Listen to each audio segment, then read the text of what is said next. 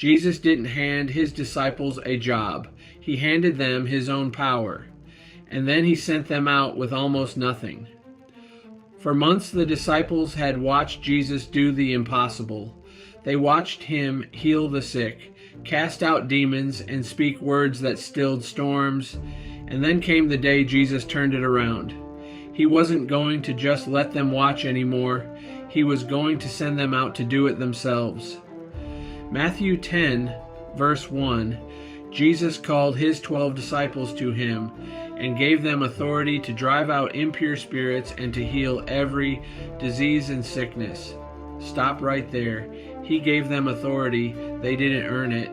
They didn't manufacture it. He delegated his own power to ordinary men, fishermen, a tax collector, nobodies by the world's standards.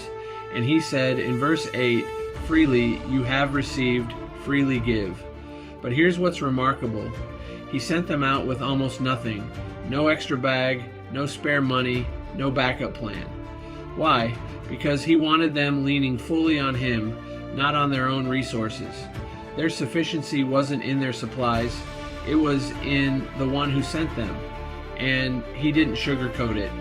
Verse 16, I am sending you out like sheep among wolves. Therefore be as shrewd as snakes and as innocent as doves. He never promised it would be easy. He promised he would be with them.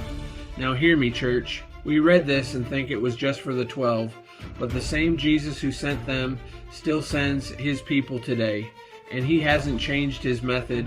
He still takes ordinary people, fills them with extraordinary power, and sends them out to a world of wolves. And notice, he never sends you empty. He sends you equipped. The very thing he calls you to do, he gives you the authority to do. You are not sent in your own strength, your own eloquence, or your own resources. You are sent with his authority and his presence.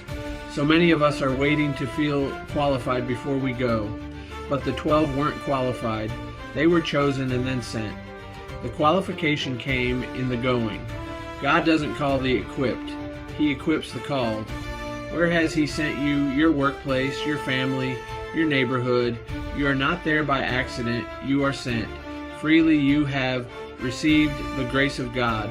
Now freely give it away. Stop waiting to feel ready.